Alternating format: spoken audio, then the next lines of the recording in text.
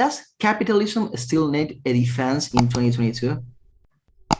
Yes, I think it does, more than in a long time, because it's strange. I wrote that book 20 years ago, and since then, we've seen extraordinary progress wherever markets have been open and people have gotten more freedom. 152,000 people have been lifted out of extreme poverty every day since I wrote that book. And yet, people don't appreciate it, and they only think that capitalism benefits a tiny group and politicians demand more control of markets. Esto es La Inquietud con Garret Edwards, el lugar donde hay más preguntas que certezas.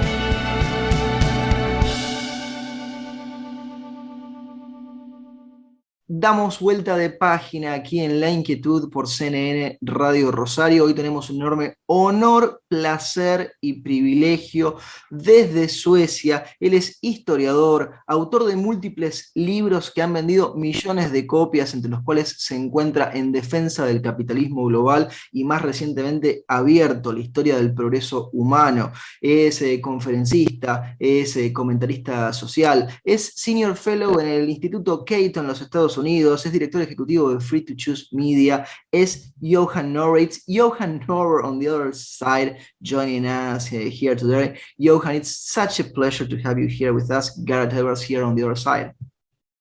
Thank you, glad to be with you. JOHAN, as I mentioned, you have written many books, and one of the very best that you have written that you published at the start of this century was In Defense of Global Capitalism, which I have here with me. To say it was a bestseller would be an understatement. Does capitalism still need a defense in 2022?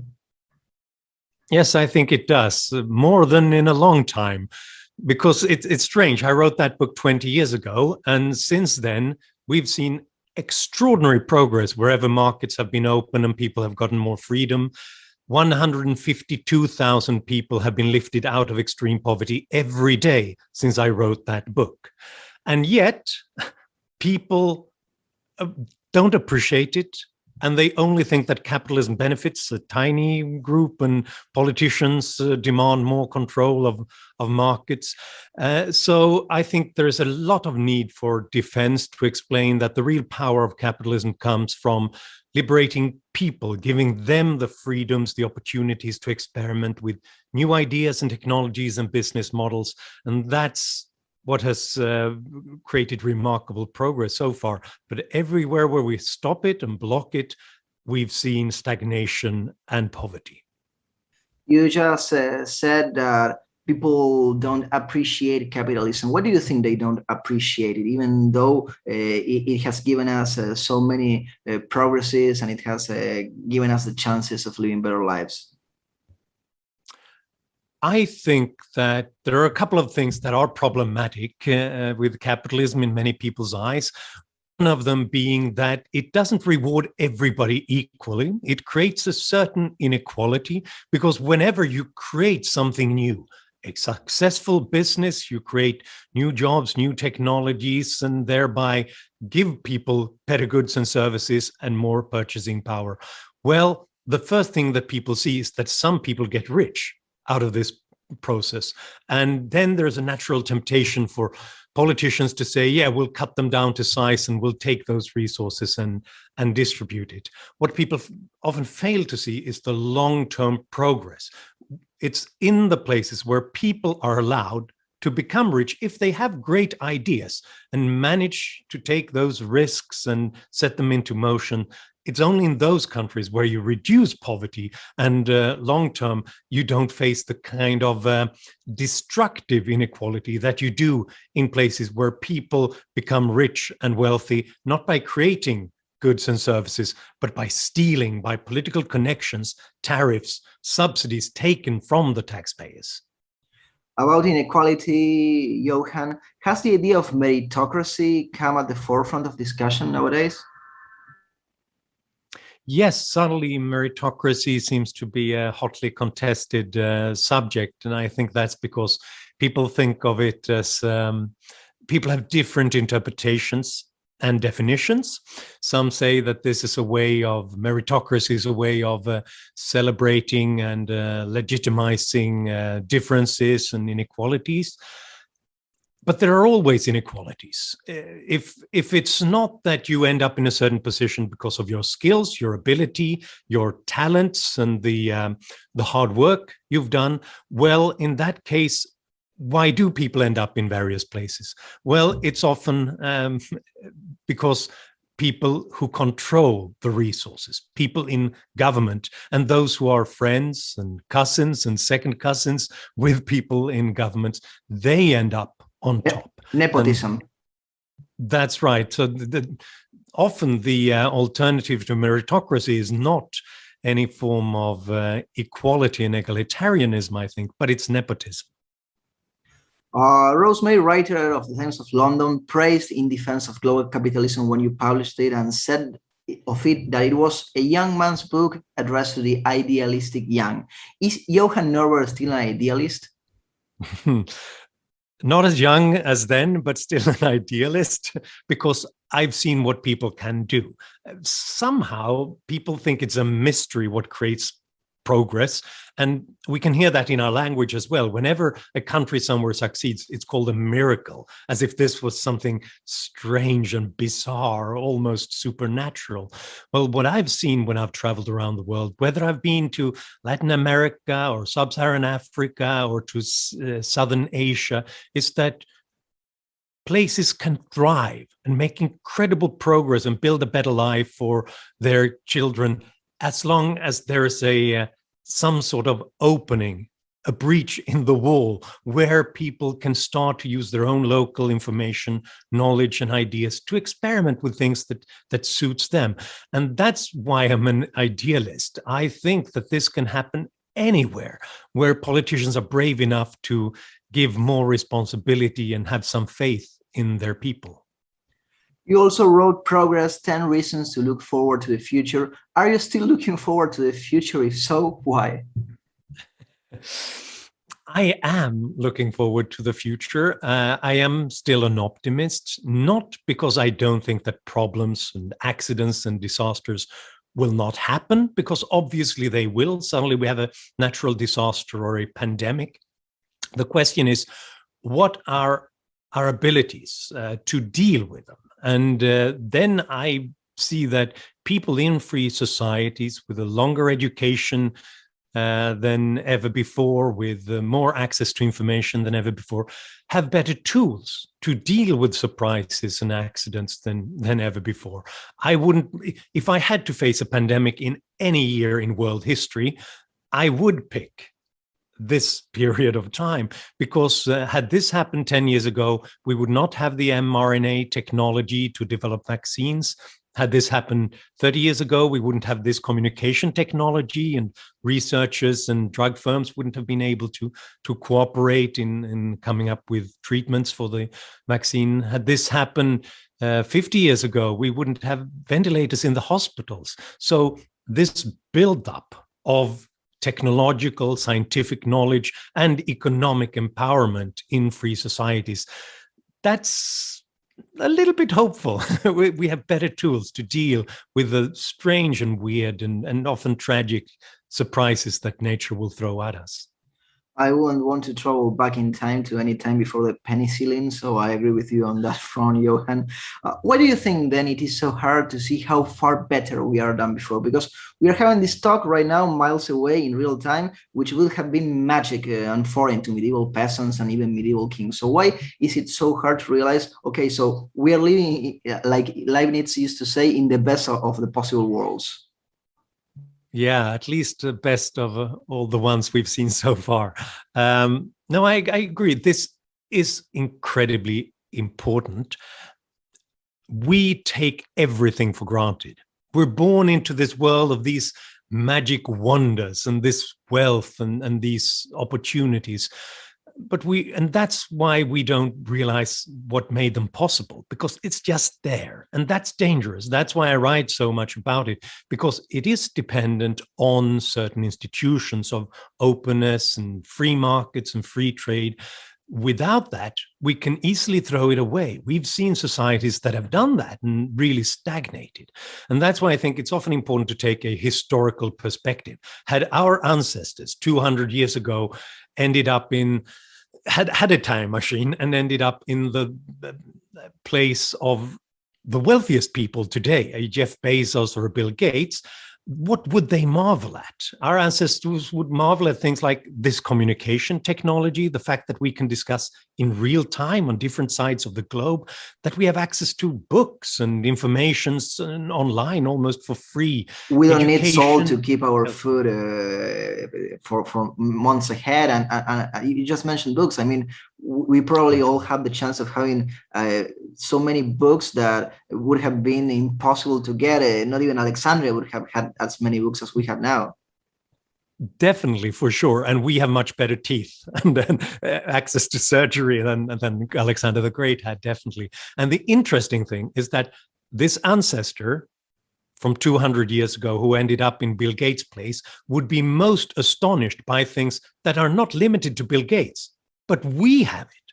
Middle classes around the world, billions of people have access to this today. So while we obsess over inequality, the most important things, the life opportunities, the chances that we have access to is actually better at a higher stage than ever before, but also more equally distributed than ever before, thanks to capitalism, because some people like Bill Gates have been allowed to become super rich by reducing the price of all those things and make them accessible to most of us. Johan, you just said openness, and during the pandemic, you published Open, the Story of Human Progress, which let me recommend to our audience right now. It's great. Is the world finally open, or are we still closed? It's mixed. It's really an awful timing to publish a book on openness while the world is shutting down. Half of the world's population end up in curfew and house arrest. On the other hand, what better time to appreciate the value of openness, of exchange, of meeting others, meeting across borders, because we've just seen the disaster that takes place once the world shuts down. Around 100 million people were thrown into poverty because of this pandemic. And that should teach us the value of openness.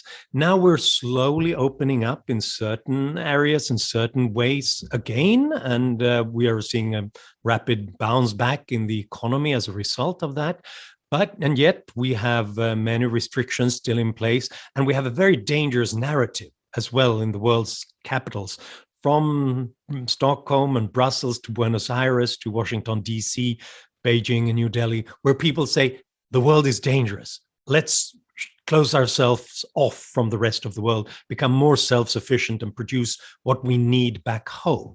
And that's a new dangerous form of closed-mindedness that we are seeing right now. And it is dangerous, first of all, because it reduces specialization, the thing that makes more innovation, more wealth possible.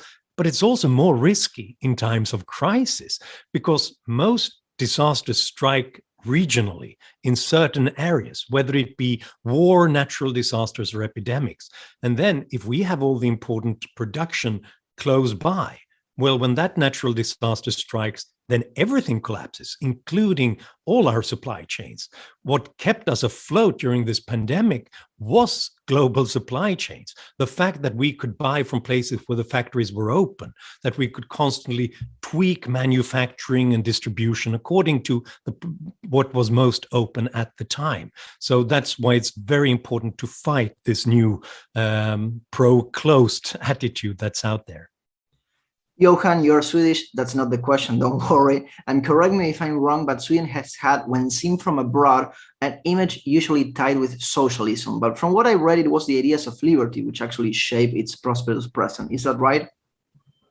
Yes, it's a very strange misconception that people have that Sweden would be this socialist experiment. Well, we did experiment a little bit with those ideas for 20 years in the 1970s and the 1980s, and that made us world famous. The thing that could allowed us to experiment with it was that we were already one of the richest countries on the planet. We were the fourth richest country in the world in 1970, and that was based on a 100-year period of free markets and free trade that had created this wealth. That gave a temptation to politicians. Now let's just redistribute. We're already wealthy. Let's start doing it.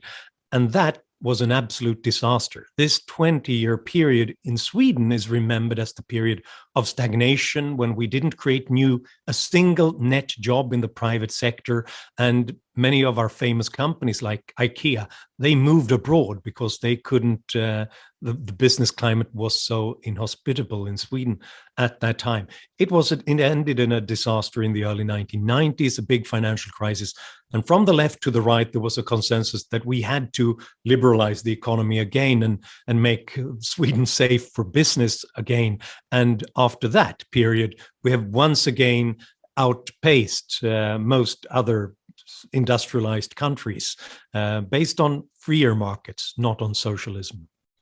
Johan, you've studied thoroughly about Latin America as well. How worried are you right now about this corner of the world?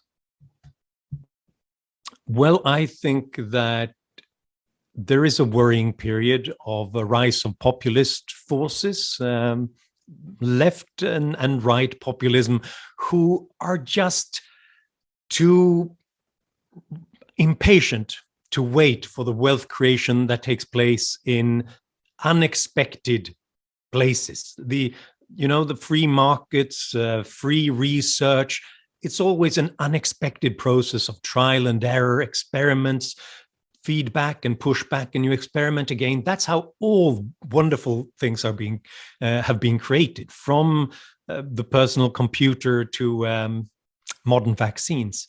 And yet there is this populist temptation to not wait for it. We want a strong man who just points us in the right direction and gives us what we want right now. That temptation will always be there, but especially in a world that seems a little bit dangerous. And I'm very fearful about that in the region, when we see the rise of these strong men who really aren't strong, because what they really do is that they replace the ability and power of millions of people who would do much better if they were free to experiment. And they replace all of that with just one guy or one party's attempt to predict what's going to happen, what's the right way to steer the economy. That's bound to happen right now for a while, and that's very worrying. Johan, as a historian, if you had to pick one moment, one event, and I know I'm being completely unfair by making you choose just one, the one event which you think shaped the 20th century, which one would it be? Yeah, that's difficult. The 20th century. I think that it depends a little bit on whether we think about the horrors of the 20th century or the great stuff of the 20th century, because it was a mixed bag. It was the 2 world wars, and it was endless disasters with totalitarian ideas. And at the same time, during these 100 years, we increased life expectancy around the world from 30 to almost 70 years. We reduced extreme poverty dramatically. So it's a mixed bag. So what do you have to pick to sort of point to what really set that century in motion? Well, it would have to be some sort of technological force that was used both to improve the world and to turn it into a disaster. And if I had to just pick one, I would pick the German chemist Fritz Haber, because he was an amazing innovator who helped to give us artificial fertilizer and increase yields in agriculture and feed the world, save billions of lives in this way. But as a nationalist German in totalitarian times, he also experimented with chemical warfare and ways of killing as many people as possible. So if not an event, let's stick to one person in that way. And then you also see the importance of this distinction between open and closed. When he was open, when he was being a researcher and an entrepreneur, he created wonders for the world. When he was in the service of a totalitarian government and authoritarian leaders, he created horrible weapons that killed thousands. Johan, the last 2 questions of this interview. If you could have a coffee with literally anyone, dead or alive, who would it be and why?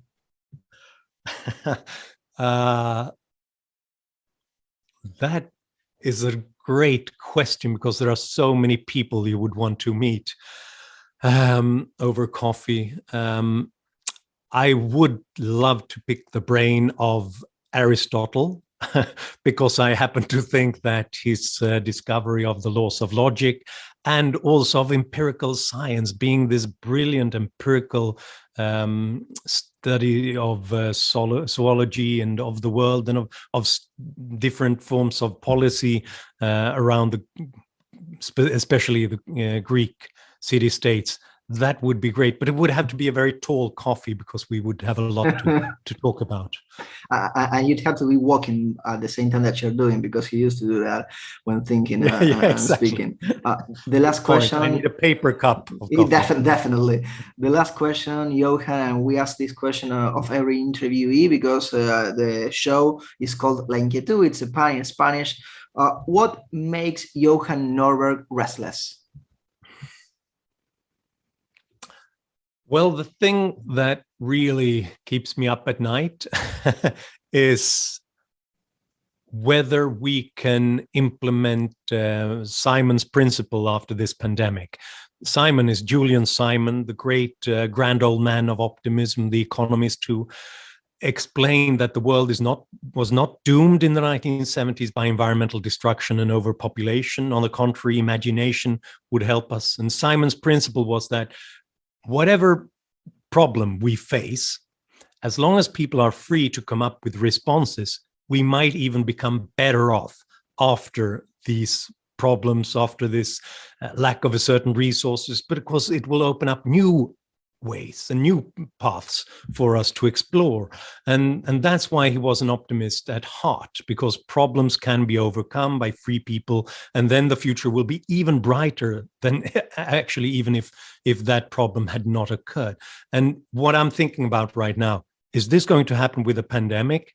We are opening up brand new fields of medicine right now that wouldn't have been opened up by regulatory authorities and by financing of healthcare companies. We might come up with new treatments, not just against viruses.